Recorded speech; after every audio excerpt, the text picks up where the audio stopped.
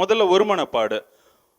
ஆர்சிக்கு CSI கண்டா ஆகாது, சிஎஸ்ஐக்கு வந்து பெந்தகோஸ் கண்டா ஆகாது. பெந்தகோஸ் நிறைய ஓகேயா, ஒரு பெந்தகோஸ் இன்னொரு பெந்தகோஸை கண்டா ஆகாது.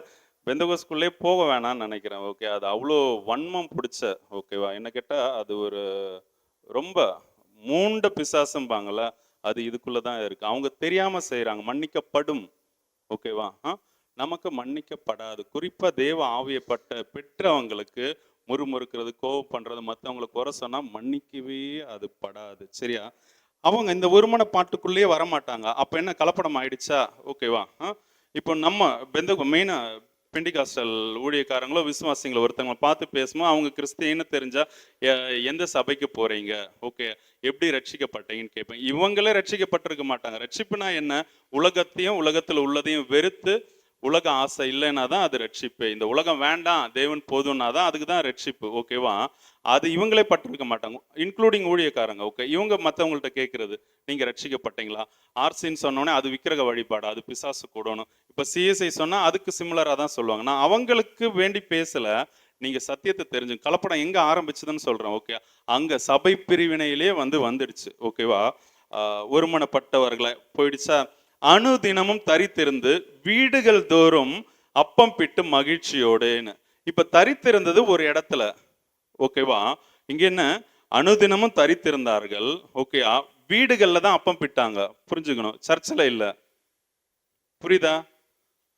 இப்போ உங்களுக்கு கொடுக்கப்பட்ட பாஸ்டர், இப்போ நம்ம பாஸ்டர் இல்லை, பொதுவா எந்த பெந்தகோஸ் பாஸ்டராவது உங்களை வீட்டில் இப்போ நீங்க அபிஷேகம் பண்ணப்பட்டீங்க, ஓகே, நீங்க வீட்டில் அப்பம் பிட்டீங்கன்னா உங்களை உங்க சர்ச் பாஸ்டர் அலோவ் பண்ணுவாரா? என்னடா சபைக்கு விரோதமா பேசுற மாதிரி இருக்கா உங்க முகத்தெல்லாம் பார்த்தா? நான் பைபிள்ல இருந்து தேவனுடைய வார்த்தையை பேசுறேன். ஓகேவா. அனுதினமும் எப்படி? ரெண்டாவது ஒன்று வீடுகளில் தான் அப்பம் பிக்கிறாங்க சிஸ்டர். ஓகேவா. ரெண்டாவது அனுதினமும் டெய்லியும். ஓகேவா. இப்போ நமக்கு 4 மாதத்துக்கு ஒரு தடவை கொடுக்கறதுக்கே அதுக்கு தனியாக உபவாசம் வைக்க வேண்டியது, ஸ்பெஷல் மீட்டிங் மாதிரி வைக்க வேண்டியதாக இருக்குது, வெளியில இருந்து ஒருத்தரை கூப்பிட வேண்டியதாக இருக்குது. ஓகேவா. ஹல்லேலூயா.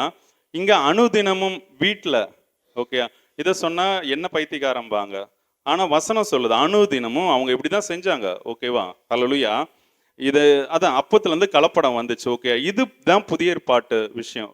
கிறிஸ்துவனுடைய உபதேசம் தான் புதிய ஏற்பாடு. சிம்பிளா. ஓகே, நான் பாயிண்ட்டுக்குள்ள போறேன். ஓகே, அப்போ நீங்க இந்த புதிய துணியை பழசோட இணைக்கவே முடியாது, இணைக்க கூடாது. இணைச்சா என்ன ஆகும்?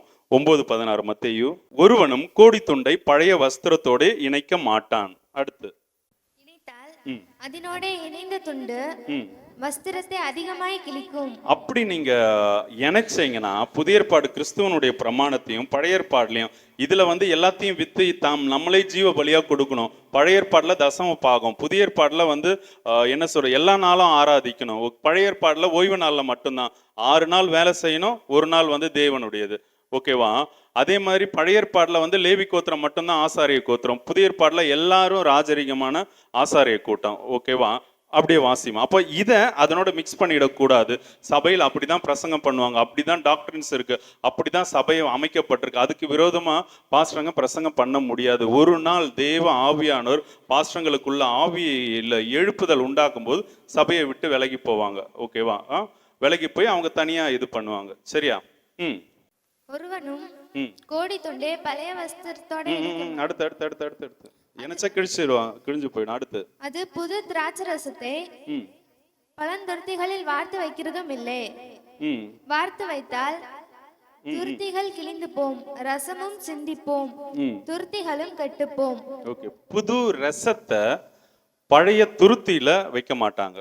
ஓகே, ஆக்சுவலா இந்த ரசம்னா என்ன? எதுக்கு உண்மையா? திராட்சை ரசம். Very nice. ஓகே, அதுக்கு எதுக்கு ஒப்புமையா? இயேசு கிறிஸ்துவனுடைய ரத்தத்துக்கு ஒப்புமையா சொல்லியிருக்கல. ஏன் அது ரத்தத்துக்கு?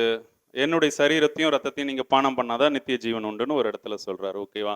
தேவனை அறிகிற அறிவை அடைகிறது தான் நித்திய ஜீவன் இன்னொரு இடத்துல சொல்றாரு. ஓகே, அப்படி நிறைய இருக்கு. ஓகேவா. இப்போ அது ஏன் அந்த ரத்தத்தை குடிக்க சொல்லணும்? அவர் நமக்கு ஜீவன் கொடுக்கறது. ஓகேயா. அந்த ரத்தத்தை பருகும் போது நாம கிறிஸ்துவனுடைய ஜீவனை, ஓகேயா, இந்த சரீரம் மறிச்சு அவருடைய ஜீவன்ல நம்ம உயிர்ப்பிச்சிருக்கோங்கிறத உணரும்படியா, அதுக்கு ஒரு அடையாளமா, அதை நினைவு கூறும்படியா, அதுக்கு வேண்டிதான் அவர் இறந்தார் இல்லையா, அந்த மரணத்தை நினைவு கூறும்படியா அந்த ரத்தத்தை பருகிறோம். ஹல்லேலூயா. ஓகே, அப்போ இந்த ரத்தத்தை பழைய துருத்திங்கிறது நாம தான், சரீரம். ஓகேவா. நம்ம பாவத்தை விடாம உலகத்தை வெறுக்காம, ஓகேவா, நம்ம இத பருகுனா அந்த சரீரம் ஓகே துருத்தி கிழிஞ்சு போகும், ஓகேவா, கெட்டு போகும். உங்களில் சிலர் நித்திரையும் அடைந்திருக்கார்கள். புதிய ரசத்தை பழந்துருத்தியில, ஓகேவா, அந்த கிறிஸ்துவனுடைய ரத்தத்தை நாம பழைய எண்ணம் சிந்தையோட வச்சிருந்தா இந்த துருத்தி கெட்டு போகும், நோய் வரும், மரணமும் ஆகும் அப்படின்ட்டு 1 கொரிந்தியர்ல எழுதியிருக்கு. சரி, இப்போ கலப்படத்துல நாம எதுலெல்லாம் கலப்பட ஆகக்கூடாது, ஓகே, நம்மள எதுல மிக்ஸ் பண்ணக்கூடாது. இப்போ இந்த அப்போஸ்தலர் ஒரு வசனத்தை நம்ம வாசிச்சதுக்கே எல்லாமே கலப்படம் ஆயிடுச்சு. ஜெபம், ஆராதனை எல்லாம் போயிடுச்சு, ஓகேவா, எல்லாம் மிக்ஸ் ஆயிடுச்சு. ஓகே, மாம்சம் உலகம் மிக்ஸ் ஆயிடுச்சு. ஓகே,